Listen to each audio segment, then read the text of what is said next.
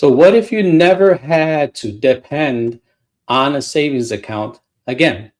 Because if you are like this particular client who had $5,000 in their savings account once upon a time, while still having credit card and an auto loan that they have to pay off, then the question becomes, does it really make a lot of sense to store money in a place that is not being used and holding it there and get rewarded at a 0.03 rate, or even if it's, let's say, a high yield savings account at a 3.5% or maybe even 4%? Does it make sense to get rewarded that when you're bleeding interest rates here on your credit cards, which are double digit interest rate credit cards, and on an auto loan? No, it does not. So there is a better way. This couple recently had a unexpected expense to their finances.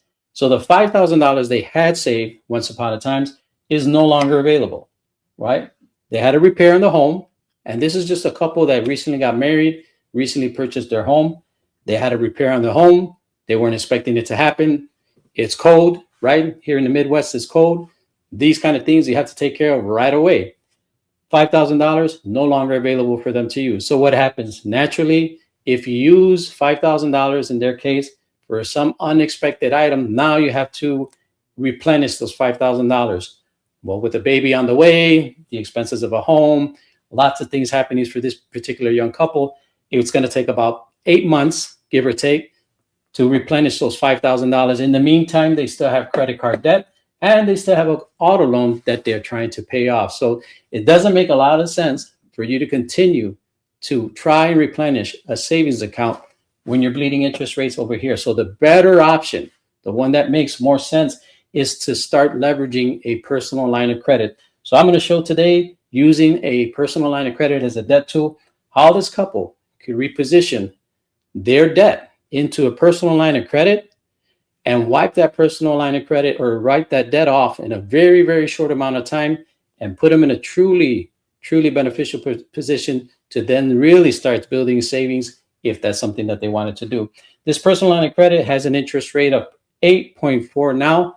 That's being offered, which is excellent. If you can get a personal line of credit under 10%, under double digits, that's an awesome offer for you. It's being offered right now through bcu.org. They are a credit union. So that's why I always tell my clients, do your homework, right? Get on the internet and check who's still offering a personal line of credit. A lot of times you'll have to check into credit unions to be able to find the best deal for you.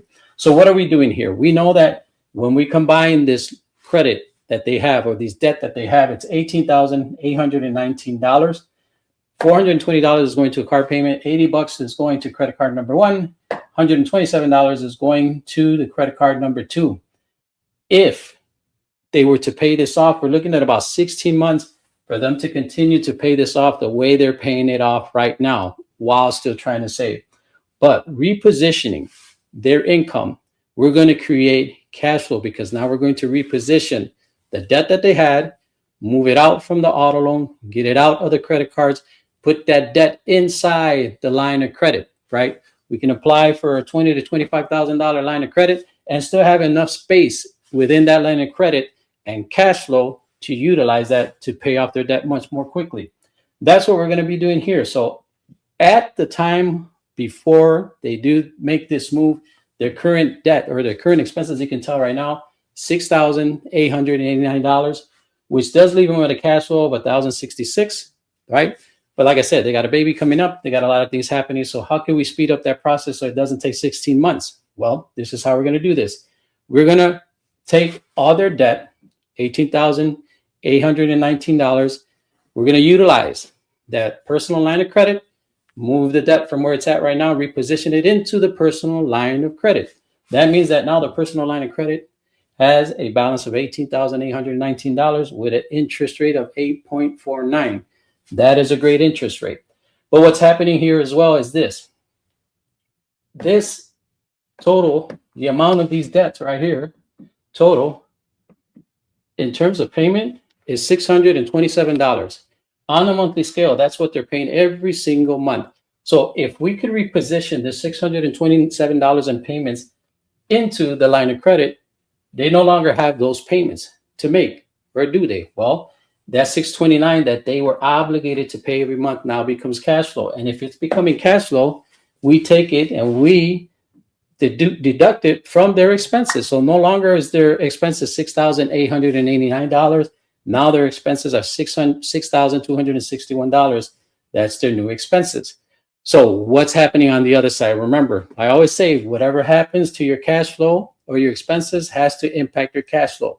So once upon a time, their cash flow was $1,066. By repositioning this debt into their line of credit, they're going to get that cash flow back. Their cash flow now is an additional $627, which makes it $1,693.11. So you say, well, they have to pay that line of credit back. You're absolutely right. But the cash flow is more accessible to them because that $420 is no longer an obligation for them, right? It becomes cash flow.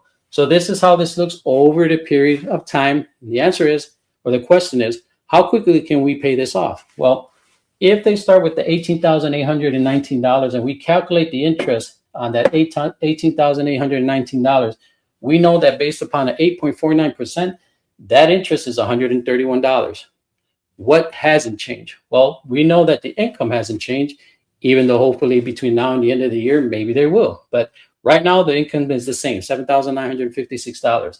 What did change is the expenses. The amount of their expenses actually went down because they're no longer up here to $6,261. We're going to add back the interest. We're going to add back their expenses. So when they start with the $18,819 at the beginning of this month, and we calculate their income and the expenses that are going to be coming out this month, they're going to have a balance of interest of $131, which will probably be lower throughout the course of the month. And that means that at the end of the first month, they have $17,255 as a balance to their debt. Now, from the $17,255, if we deduct that from the $18,819, that's a difference of $1,564. You see what's happening here? They're making either $627 in payments, or here, an additional $1,564 is actually impacting this $18,819. When we look at it again on the following month, the same process. Income is here. Expenses are going on, and you have $120 now in interest rates. The new balance at the end of the second month is $15,680. That is a difference of $1,575. Let's do it one more time.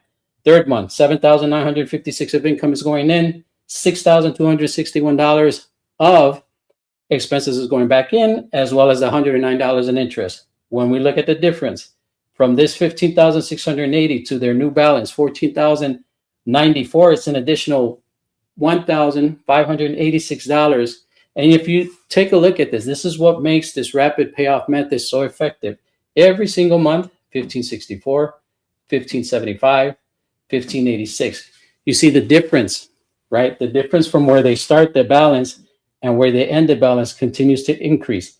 It's increased here from, oh, sorry guys, it's increased here from actually from 1586 to 1591, and then 1608. Nothing's changing here. Then 1619, 1630. So you can see that the greater portion of the cash flow has now having a greater impact to the overall balances.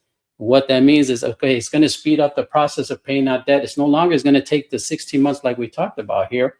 It's going to continue to speed up, and it's going to get more velocity while this is happening, and makes the process more rapid.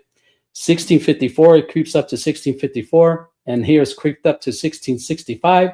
By the time they paid this off, it's creeped up to the difference between where they started that previous month to where they ended, $1,677 in additional payments that is impacting, right, including the interest that they have been paying throughout this whole process, that is impacting their payoff. Now, if we look at the time that is taken, what do we have here? We have 3 months here. We have another 3 months there, right? We have another 3 months here. 3, 3, and 3 is 9 months. Here's month number 10, and here's month number 11. So this is what makes this process of the rapid payoff method so powerful. We're talking about a couple that within 11 months, simply by repositioning their cash flow from where they have it, right, in payments, to repositioning into a line of credit, right?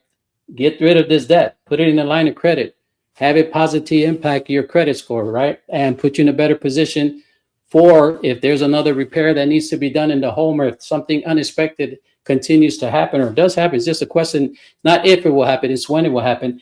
You will be better positioned than having to build up another $5,000 or $6,000, whatever the case might be. So essentially, this line of credit has a power to become a very low cost savings account for you in terms when you have to borrow and utilize it. So it took 11 months, folks. That's how long it took for them to completely pay off the $18,819.